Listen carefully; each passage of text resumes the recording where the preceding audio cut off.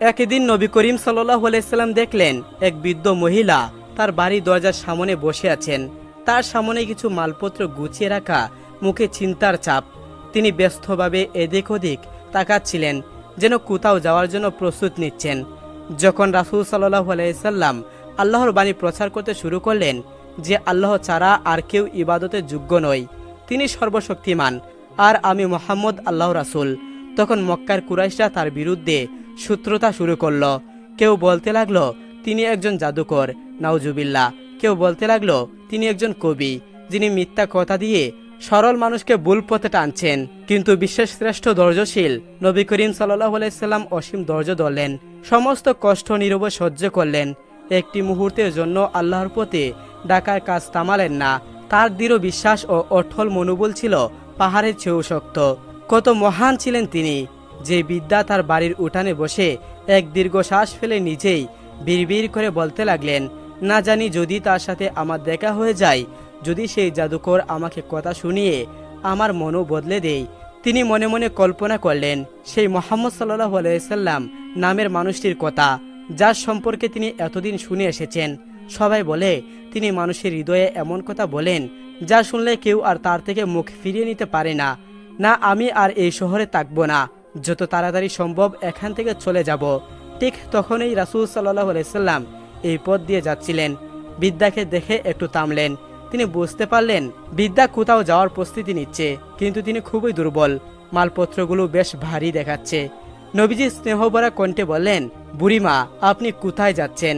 বিদ্যা একটু চমকে উঠলেন আর বললেন, বেটা, আমি এই শহর ছেড়ে চলে যাচ্ছি। এখানে থাকা আমার জন্য নিরাপদ নয়। এখানে এক জাদুকর এসেছে যে মানুষের মনকে তার দিকে টেনে নেয়। আমি চাই না আমার এই দশা হোক। নবীজি সাল্লাল্লাহু আলাইহি সাল্লাম মাথা ঝুঁকিয়ে শুনলেন। তার চোখে কোনো বিষয় নেই, মুখে কোনো বিরক্তি নেই। তিনি বললেন, বুড়িমা, তাহলে কি আমি আপনাকে সাহায্য করতে পারি? আপনার বোঝা তো অনেক ভারী দেখাচ্ছে। বিদ্যা কিছুক্ষণ নবীজির দিকে তাকিয়ে রইলেন। এ কেমন তরুণ! আজকালের যুগে কেউ কি কারোর জন্য এত চিন্তা করে? তারপর অনেক চিন্তা ভাবনার পর তিনি বলেন, বেটা, যদি তুমি আমার এই মালপত্রগুলো আমার মাথায় তুলে দাও, তাহলে আমার অনেক বড় উপকার হয়। নবীজি একটু এগিয়ে গেলেন, মালপত্রগুলো তুলতে গেলেন। বোঝা বেশ ভারী।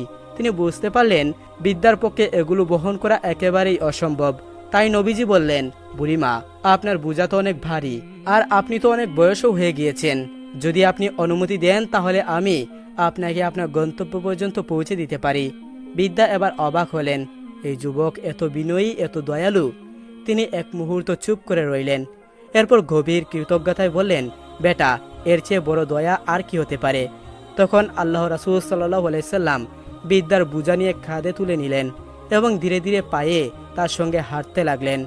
বিদ্যা হাঁপাচ্ছিলেন, কিন্তু কথা থামাচ্ছিলেন না। পথ চলতে চলতে নবীজির দিকে তাকিয়ে বললেন, বেটা, আমি তোমাকে একটা কথা বলি, শোনো। তুমি যদি বুদ্ধিমান হও, তাহলে এই শহর ছেড়ে চলে যাও। এখানে একজন ভয়ঙ্কর জাদুকর এসেছে।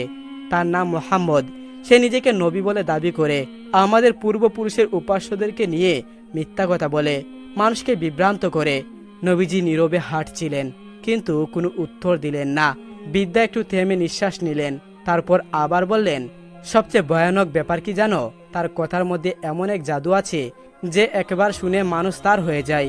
তার কথায় সবাই মুগ্ধ হয়ে যায়, তারপর তাকে অনুসরণ করতে শুরু করে। কত মানুষ যে তার ফাঁদে পড়ে গেছে। বিদ্যা অসহায়ভাবে মাথা নাড়াচ্ছিলেন, যেন কত বড় একটা বিপদের কথা বলছেন। নবীজি নির্বাকভাবে তার কথা শুনতে লাগলেন, যেন তিনি কিছুই শুনছেন না। বিদ্যা এবার একটু গম্ভীর সুরে বললেন, বেটা, আমি সারা জীবন আমার মূর্তিদের উপাসনা করেছি। আমি চাই না যে শেষ বয়সে এসে আমার বিশ্বাস নড়বড়ে হয়ে যাক। আমার পূর্বপুরুষেরা যেভাবে জীবন কাটিয়েছে, আমিও সেভাবে কাটাতে চাই। আমি চাই না এই মুহাম্মদের কথায় বিভ্রান্ত হয়ে যাই। আমি তোমাকেও সতর্ক করে দিচ্ছি, তার থেকে দূরে থাকো। এইভাবে পুরো রাস্তা জুড়ে বিদ্যা এক নাগারে মুহাম্মদ সাল্লাল্লাহু আলাইহি সাল্লামের বিরুদ্ধে অভিযোগ করতে লাগলেন। তিনি নানা কটু কথা বললেন, অপমান করলেন, বারবার সাবধান করলেন যেন নবীজির ধারে কাছেও না যান। কিন্তু রাসূল সাল্লাল্লাহু আলাইহি সাল্লাম একটি কথা বললেন না। তিনি কেবল মাথা নিচু করে হাঁটছিলেন, কাঁধে বিদ্যার বোঝা বহন করেছিলেন, যেন কিছুই ঘটেনি। অনেকক্ষণ পর বিদ্যা তার গন্তব্যে পৌঁছে গেল। নবীজি ধীরে ধীরে তার বোঝা নামিয়ে রাখলেন, যেন বিদ্যা কোনো কষ্ট পান না। তারপর ফিরে যাওয়ার সময় বিদ্যা বিস্ময় হয়ে বললেন, বেটা, তুমি কে? তুমি তো তোমার নামও বললে না, এতটা পথ আমার বোঝা বহন করলে একবারও বিরক্ত হলে না, এবং বিরক্ত হয়ে কিছু বললেও না। আমি আমার পরিবারের সবাইকে বলবো যে আজ এক তরুণ আমাকে এমনভাবে সাহায্য করলো। এরপর রাসূল সাল্লাল্লাহু আলাইহি সাল্লাম মৃদু হেসে বললেন, হে বুড়িমা, নাম জেনে কি হবে, আপনার কাজ তো হয়ে গেছে, এটাই যথেষ্ট। বিদ্যা ছিলেন নাছুর বান্দা, তিনি মাথা নাড়লেন, না না, আমি তোমার নাম জানতেই চাই। এত ভালো একজন মানুষ, এত দয়ালু, তোমার নাম তো জানতেই হবে। নবীজি এবার একটু থামলেন, তারপর নরম সুরে বললেন, হে বুড়িমা, যাকে তুমি সারা রাস্তায় গালমন্দ করেছিলে, অপমান করেছিলে, যার সম্পর্কে তুমি বলেছিলে সে একজন জাদুকর, যার নাম মোহাম্মদ, আমি সেই মোহাম্মদ। বিদ্যা বিস্ময় স্তব্ধ হয়ে গেল, যেন এক মুহূর্তের জন্য তিনি বিশ্বাসই করতে পারছিলেন না। গলা শুকিয়ে গেল, ঠোঁট কাঁপতে লাগলো। তিনি একবার নবীজির মুখের দিকে তাকালেন, আবার একবার নিজের কাঁপতে থাকা হাতের দিকে। বিদ্যা কাঁপা কণ্ঠে বললেন, তুমি কি ওই মুহাম্মদ? নবীজি সাল্লাল্লাহু আলাইহি সাল্লাম মাথা ঝুলিয়ে বললেন, হ্যাঁ বুড়িমা, আমি মুহাম্মদ। বিদ্যায় এক ধাক্কায় যেন চুপকে গেল। তার মনে পড়ে গেল পুরো পথের কথা, কিভাবে তিনি নবীজিকে একের পর এক কটু কথা বললেন, কিভাবে তিনি মুহাম্মদ সাল্লাল্লাহু আলাইহি সাল্লামকে জাদুকর, মিথ্যাবাদী বলে গালমন্দ করেছেন, অথচ সেই মানুষটি বিন্দুমাত্র প্রতিক্রিয়া না দেখিয়ে তার বোঝা বহন করেছেন। বিনা বাক্যে তার কথাগুলো শুনলেন, এমনকি তার গন্তব্য পৌঁছে দিলেন। বিদ্যার চোখ দিয়ে গরম অশ্রু ঝরতে লাগলো। এতক্ষণ যার বিরুদ্ধে তিনি কথা বলেছিলেন, যাকে তিনি ভয় পেতেন, সেই মহান হৃদয়ের মানুষটি তার পাশে দাঁড়িয়েছিলেন। একটিবারের জন্যও নিজের পরিচয় দেননি। তিনি আর দাঁড়িয়ে থাকতে পারলেন না। কাঁপতে কাঁপতে রাসূল সাল্লাল্লাহু আলাইহি সাল্লামের পায়ের কাছে নত হয়ে বসলেন। হাত দুটি নবীজির পায়ের উপরে রেখে কেঁদে ফেললেন। অশ্রুসিক্ত কণ্ঠে বললেন, আমি সারা পথ তোমার সম্পর্কে কটু কথা বলেছি, তোমাকে অপমান করেছি, অথচ তুমি আমার জন্য কিছুই বলোনি, উল্টো আমার বোঝা কাঁধে তুলে নিয়েছ। আমার কি জানা উচিত ছিল না যে সত্যিকারের মহান ব্যক্তিরাই এমন হয়? তখন নবীজি নম্র কণ্ঠে বললেন, হে বুড়িমা, আপনি কিছু জানতেন না, তাই তো বলছিলেন। আর যে জানে না তাকে যদি ধৈর্য ধরে বোঝানো যায়, তাহলে সে একদিন সত্য উপলব্ধি করবেই। বিদ্যার কান্না থামছিল না। তিনি দীর্ঘশ্বাস ফেলে গভীর বেদনায় বললেন, আমি ভুল করেছিলাম, আমি এতদিন মিথ্যা শুনেছি, আমাকে এতদিন ভুল শেখানো হয়েছে। মুহাম্মদ, আমি এখন বুঝতে পারছি তুমি সত্য ও ন্যায়পরায়ণ, তুমি নিশ্চয়ই আল্লাহর প্রেরিত রাসূল। তিনি উঁচু কণ্ঠে বললেন, আমি সাক্ষ্য দিচ্ছি আল্লাহ ছাড়া আর কোনো উপাস্য নেই, এবং আমি সাক্ষ্য দিচ্ছি যে তুমি মুহাম্মদ আল্লাহর রাসূল। আল্লাহ তাআলা হযরত আদম আলাইহিস সালামের সামনে অনেকগুলো রূহকে রেখে দিল। তখন আদম আলাইহিস সালাম আল্লাহ তাআলাকে জিজ্ঞাসা করলেন, হে আল্লাহ রাব্বুল আলামিন, এরা কারা? তখন আল্লাহ তাআলা বললেন, হে আদম, এরা তোমার বংশধর, পৃথিবীতে তোমার পরে এরা আসবে। তখন আদম আলাইহিস সালাম রূহগুলোর দিকে লক্ষ্য করে দেখলেন, একটা রূহ খুবই সুন্দর, সুদর্শন, উজ্জ্বল হয়ে বেশে আছে। তখন আদম আলাইহিস সালাম আল্লাহ তাআলাকে জিজ্ঞাসা করলেন, হে আল্লাহ, ওই যে একটা রূহ দেখা যাচ্ছে, এটা কার, আর ওটার নাম কি? তখন আল্লাহ তাআলা বললেন, এটা তোমার ছেলে দাউদ, সে দুনিয়াতে নবী হয়ে আসবে, তার ছেলে সুলাইমান নবী হয়ে আসবে। তখন হযরত আদম আলাইহিস সালাম বললেন, মাবুদ, আমার ছেলে দাউদের হায়াত আপনি কত বছর নির্ধারণ করেছেন? তখন আল্লাহ তাআলা বললেন, হে আদম, মাত্র 40 বছর। তখন আদম আলাইহিস সালাম বললেন, হে আল্লাহ, আমি বাঁচব কত বছর? তখন আল্লাহ তাআলা বললেন, হে আদম, তুমি বাঁচবে 1000 বছর। তখন আদম আলাইহিস সালাম বললেন, মাবুদ, এত ফুটফুটে সুন্দর আমার ছেলে মাত্র 40 বছর বাঁচবে? হে আল্লাহ রাব্বুল আলামিন, আমার ছেলের হায়াত আপনি বৃদ্ধি করে দেন। তখন আল্লাহ তাআলা বললেন, হে আদম, বাড়ানো যাবে না, তার হায়াত খাতায় লেখা হয়ে গেছে, কলম তুলে নেওয়া হয়েছে, আর কালি শুকিয়ে গিয়েছে, আর কিছুই করা যাবে না। তখন আদম আলাইহিস সালাম বললেন, হে মাবুদ, আমাকে কেন 1000 বছর হায়াত দিলেন? আমার এই সুন্দর ফুটফুটে ছেলেটাকে মাত্র 40 বছর হায়াত কেন দিলেন? ও মাবুদ, আমার 1000 বছরের দরকার নেই, আমার 1000 বছর থেকে 60 বছর আমি আমার ছেলেকে দিয়ে দিলাম। হযরত দাউদ আলাইহিস সালামের ইন্তেকালের কিছুদিন আগে হযরত জিবরাইল আলাইহিস সালাম একটি রহস্যময় সিন্দুক হাতে নিয়ে তার দরবারে উপস্থিত হলেন। এরপর হযরত জিবরাইল আলাইহিস সালাম বললেন, হে আল্লাহর মনোনীত খলিফা, আপনি রাজসভায় ঘোষণা দিন, এই সিন্দুকের ভিতরে কি রয়েছে তা যে ব্যক্তি সঠিকভাবে বলতে পারবে তাকে খেলাফতের উত্তরাধিকারী হিসেবে মনোনীত করা হবে। তারপর হযরত দাউদ আলাইহিস সালাম হযরত জিবরাইল আলাইহিস সালামের নির্দেশ অনুযায়ী নিজের 15 জন পুত্র ও বনি ইসরায়েলের সকল মানুষদেরকে একত্রিত করে একটি সমাবেশ ডেকেছিলেন। সবার উদ্দেশ্যে জিজ্ঞাসা করলেন, কিন্তু এতজনের মধ্যেও কেউ সঠিক উত্তর দিতে সক্ষম হলো না। সর্বশেষে তার ছোট ছেলে হযরত সুলাইমান আলাইহিসসালাম বললেন, হে পিতা, আপনি যদি আদেশ করেন আমি এই রহস্য বলতে পারি। তখন হযরত দাউদ আলাইহিসসালাম ছেলের এই মন্তব্যে খুশি হলেন এবং তাকে উপস্থিত জনতার সম্মুখে সিন্ধুকের ভিতরে খবর বলার জন্য আদেশ দিলেন। অতঃপর সুলাইমান আলাইহিসসালাম প্রথমে আল্লাহ রাব্বুল আলামিনের নাম মুখে উচ্চারণ করলেন, তারপর বললেন, ভাইসব, সিন্ধুকের মধ্যে আছে হাতের একটি আংটি, একটি চাবুক ও একটি চিঠি। এই কথা শুনে হযরত দাউদ আলাইহিসসালাম সকলের সামনে সিন্ধুকটি খোলার আদেশ দিলেন। দেখলেন সত্যি ওর মধ্যে 3টি জিনিস রয়েছে। তখন তিনি সবাইকে উদ্দেশ্য করে বললেন, তোমরা কেউ কি বলতে পারবে এই চিঠির মধ্যে কি লেখা রয়েছে? এ কথাতেও কেউ উত্তর দিতে পারল না। তখন সুলাইমান আলাইহিসসালাম বললেন, আব্বাজান, আপনি যদি আদেশ প্রদান করেন তাহলে আমি বলতে পারবো। তখন দাউদ আলাইহিসসালাম বললেন, বলো, চিঠির বিষয়বস্তু কি? হযরত সুলাইমান আলাইহিসসালাম বললেন, চিঠির মধ্যে 5টি বিষয় উল্লেখ করা হয়েছে: ঈমান, প্রেম, বুদ্ধি, শালীনতা ও শক্তি। হযরত দাউদ আলাইহিসসালাম তখন জিজ্ঞাসা করলেন, মানুষের শরীরে এই 5টির গুণের অবস্থানের বর্ণনা করো। হযরত সুলাইমান আলাইহিসসালাম তখন বললেন, ঈমান ও প্রেমের অবস্থা হচ্ছে মানুষের অন্তরে, বুদ্ধির অবস্থান হলো মস্তিষ্কে, শালীনতা ও লজ্জাবোধের অবস্থান হলো চোখ ও মুখে, শক্তির অবস্থান হলো হাড্ডিতে। অতঃপর হযরত দাউদ আলাইহিসসালাম সিন্ধুকে রক্ষিত বস্তুসমূহের রহস্য উদ্ঘাটনের জন্য সুলাইমান আলাইহিসসালামকে ধন্যবাদ দিলেন এবং তাকে তার উত্তরাধিকারী বলে ঘোষণা দিলেন এবং সুলাইমান আলাইহিসসালামকে নিজ আসনে বসিয়ে এক বিদায় বক্তৃতায় সকলের নিকট থেকে ন্যায়, অন্যায় ও ভুল ত্রুটির জন্য ক্ষমা চেয়ে নিলেন। তারপর তাদেরকে শেষ হেদায়েতের জন্য তওবা করলেন। তখন দাউদ আলাইহিসসালাম আংটিটি সুলাইমান আলাইহিসসালামকে পরিয়ে দিলেন। এটি হলো বেহেশতের আংটি। এটি যার হাতে থাকবে সে যা চাইবে তা অর্জন করতে পারবে এবং যে পাথরটি আছে তাতে দৃষ্টি করলে সারা পৃথিবীর মধ্যে যেখানে ইচ্ছা সেখানে অবস্থান করতে পারবেন। এছাড়া আংটির গুণে সারা পৃথিবীর সকল প্রাণী তার বশে থাকবে, এমনকি বাতাস, আগুন পর্যন্ত তার আনুগত্য করবে। কিন্তু কেউ যদি এই আংটিটি অবৈধভাবে নিয়ে নেয় তবে সে ও তার পরিবারবর্গ অপদস্থ হয়ে মৃত্যুবরণ করবে। দ্বিতীয় জিনিসটি হলো চাবুক। এটি দিয়ে যে কোনো অন্যায় দমনে প্রেরণ করলে অন্যায়কারী যত শক্তিশালী হোক না কেন তাদেরকে ধরাশায়ী করে বেশি সময় লাগবে না। যদি ক্ষুদ্র যুদ্ধক্ষেত্রে প্রেরণ করা হয় তবে এ চাকুর বরকতে এখানে আর লক্ষ চাবুক জামাত হয়ে কাজ করবে। প্রয়োজন বুঝে একটি মারাত্মক রূপ নিয়ে বিলম্ব করবে না। নেই বিচারের ক্ষেত্রে চাবুকে নিজে কাজ করে যাবে। আরও অনেক গুণ চাবুকের মধ্যে নিহিত আছে যা প্রয়োজনের সময় প্রকাশ পাবে। হযরত দাউদ আলাইহিসসালাম সুলাইমান আলাইহিসসালামকে আংটি পরিয়ে দেওয়ার পরে চাবুকটি তার হাতে দিলেন। সবশেষে দাউদ আলাইহিসসালাম বলেন, চিঠির মধ্যে যে 5টি বিষয়ের কথা উল্লেখ করা হয়েছে তাদের উদ্দেশ্য হলো আল্লাহ রাব্বুল আলামিন খেলাফত ও রাজত্ব পরিচালনার ক্ষেত্রে উক্ত 5টি গুণাগুণ দ্বারা বিচার করে এবং তার আশ্রয় নিয়ে সর্বক্ষেত্রে অগ্রসর হতে হবে। উক্ত গুণাগুণের আশ্রয় ছাড়া পবিত্র আশ্রয় নিলে খলিফা নিজের ধ্বংস নিজেই ডেকে আনবে। এই ইঙ্গিত প্রদানের জন্য উক্ত বিষয়সমূহ লিপিবদ্ধ করা হয়েছে। একথা বলে তিনি মুনাজাত করলেন। হযরত দাউদ আলাইহিসসালামের বয়স যখন 120 বছর তখন একদা হযরত আজরাইল আলাইহিসসালাম এসে তার সাথে সাক্ষাৎ করলেন। হযরত আজরাইল আলাইহিসসালাম প্রথমে তাকে সালাম দিলেন, অতঃপর নিজ পরিচয় প্রদান করেন। হযরত দাউদ আলাইহিসসালাম তখন তার আগমনের কারণ জিজ্ঞাসা করেন। হযরত আজরাইল আলাইহিসসালাম বললেন, আমি আপনার জান কবজ করতে এসেছি।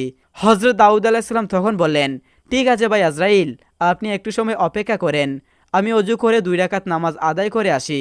তখন আজরাইল আলাইহিসসালাম বললেন, নির্দিষ্ট সময় পূর্বে যদি নামাজ আদায় করতে পারেন তবে চেষ্টা করুন।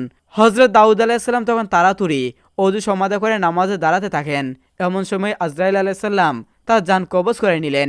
পবিত্র কুরআনে উল্লেখ আছে, মৃত্যুর ক্ষেত্রে পূর্বকাল সময় দেওয়ার সময় নেই, এমনকি নবীদের ক্ষেত্রেও নয়, কেননা তা কাটায় কাটায় নির্ধারিত সময় সম্পূর্ণ হবে। হযরত দাউদ আলাইহিসসালামের জানা যায় আল্লাহ পাক ফেরেশতাগণ দ্বারা একটি বেহেশতি শিকল হযরত দাউদ আলাইহিসসালামের মসজিদের সম্মুখে ঝুলিয়ে রেখেছিলেন। এই শিকলের রং সূর্যের মতো উজ্জ্বল ছিল আর ওঠার ভিতরে কতগুলো অলৌকিক গুল ছিল। কারণবশত এই দুনিয়াতে বালা মুসিবত নাজিল হওয়ার পূর্বক্ষণে ওই শিকলের একটি অদ্ভুত আওয়াজ হতো। তা শুনে হযরত দাউদ আলাইহিসসালাম বুঝতে পারতেন যে এটা কোনো বালা মুসিবতের পূর্ব লক্ষণ। তাছাড়া কোনো কঠিন রোগাক্রান্ত ব্যক্তি আল্লাহর নাম নিয়ে ওই শিকল স্পর্শ করা মাত্র তার রোগ আরোগ্য হয়ে যেত। কথিত আছে যে হযরত দাউদ আলাইহিসসালামের ইন্তেকালের পরেও বহুদিন উক্ত শিকলটি ওই অবস্থায় ছিল। বনি ইসরায়েলগণ কোনো জটিল বিচার মীমাংসা করতে অক্ষম হলে ওই শিকলের মাধ্যমে মীমাংসা করত। এটা নিয়ম ছিল এমন যে প্রথমে বাদীকে বলা হতো উক্ত শিকলটি স্পর্শ করতে। বাদী সত্যবাদী হলে তা স্পর্শ করতে পারত, আর বাদী সত্যবাদী না হলে তা স্পর্শ করতে পারত না। এরপর বিবাদীকে তা স্পর্শ করতে বলা হতো। যদি বিবাদী নির্দোষ প্রমাণ করার ব্যাপারে সত্যবাদী হতো তবে সে ওই শিকলটি স্পর্শ করতে সক্ষম হতো, আর বিবাদী মিথ্যাবাদী হলে সে ওই শিকলটি স্পর্শ করতে সক্ষম হতো না। এভাবে উক্ত কুর্দতি শিকলের মাধ্যমে অত্যন্ত ন্যায় বিচার পাওয়া যেত। দীর্ঘদিন পরে একটি ঘটনার পরিপ্রেক্ষিতে উক্ত শিকল আল্লাহ পাক আসমানে উঠিয়ে নিলেন।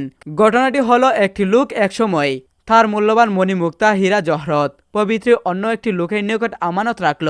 কিছুদিন পর যখন আমানতকারী ওই লোকটির নিকট তার গচ্ছিত মূল্যবান জিনিসগুলো ফেরত চাইল, তখন লোকটি কসম খেয়ে বলল, ইতিপূর্বে মালগুলো সে ফেরত দিয়েছে, অথচ পুনরায় সেগুলো তার নিকট ফেরত চাচ্ছে কোন উদ্দেশ্যে।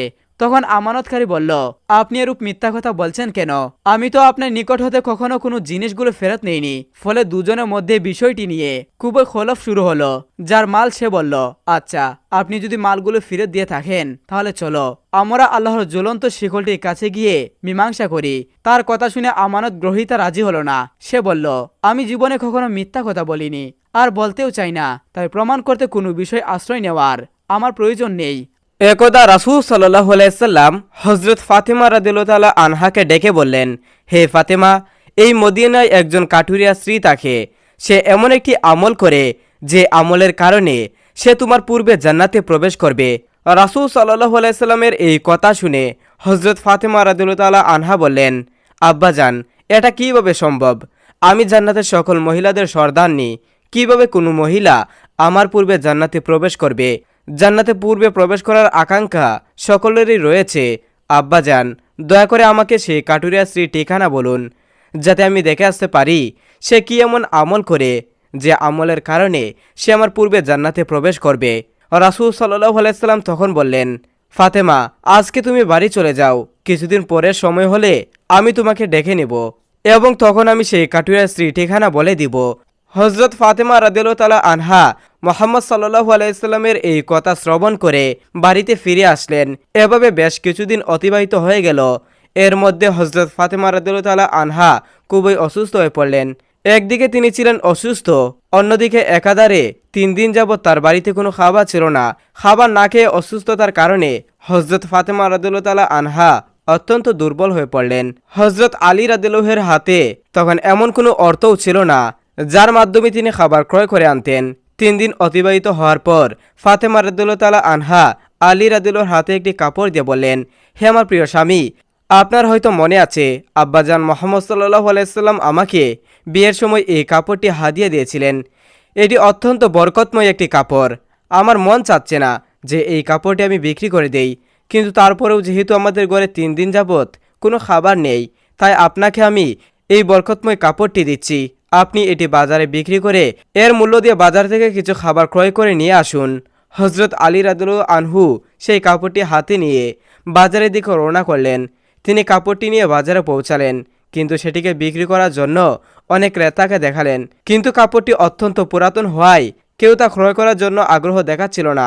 এই কারণে আলী রাদিয়াল্লাহু আনহু একেবারে নিরাশ হয়ে পড়লেন। তখন তিনি মহান আল্লাহ তাআলা দরবারে ফরিয়াদ করলেন, হে রাব্বুল আলামিন, এই কাপড়টি অত্যন্ত পুরাতন, তাই এটি ক্রয় করার জন্য কোনো ক্রেতা আগ্রহ দেখাচ্ছে না।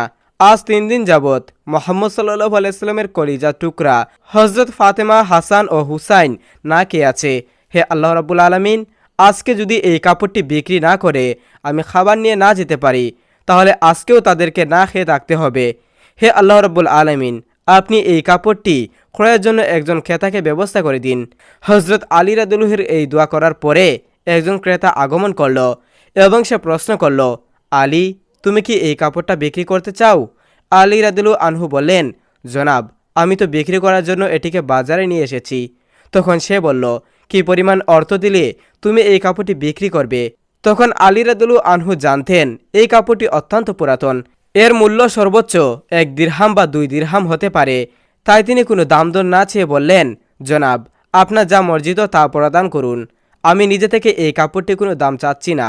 তখন সেই ক্রেতা বলল, আমি 6 দিরহাম দিয়ে এই কাপড়টি ক্রয় করতে চাই, তুমি কি বিক্রি করতে রাজি আছো? তখন আলী রাদিয়াল্লাহু আনহু খুশির সাথে রাজি হয়ে গেলেন এবং বললেন, জনাব, আপনি আমাকে এই কাপড়টি 6 দিরহামের বিনিময়ে ক্রয় করতে পারেন। অতঃপর সেই ক্রেতা আলী রাদিয়াল্লাহুকে 6 দিরহাম দিয়ে দিল। আলী রাদিয়াল্লাহু আনহু সেই কাপড়টি তাকে হস্তান্তর করলেন। এদিকে আল্লাহ রাব্বুল আলামিনের একদল ফেরেশতা অন্য ফেরেশতাদেরকে বলল, নবী করিম সাল্লাল্লাহু আলাইহি সাল্লামের সাহাবীরা অত্যন্ত দানশীল, তারা সুখে দুঃখে সর্বদাই দান করেন। ফেরেশতাদের এই কথা শুনে অপর একজন ফেরেশতা বলল, আল্লাহর নবীর সাহাবীরা দান করেন, এটা ঠিক কথা, কিন্তু তারা সুখে দুঃখে সবসময় দান করেন না। যদি তাদের হাতে কোনো কিছু থাকে তাহলে তারা দান করেন, এবং তাদের হাতে থাকা জিনিসটি প্রয়োজন তাদের নিজেদের থাকে, তখন তারা সেই জিনিসটি দান করেন না। ফেরেশতাদের এই ঝগড়া সমাধান করতে আল্লাহ রাব্বুল আলামিন তাদেরকে বললেন, হে আমার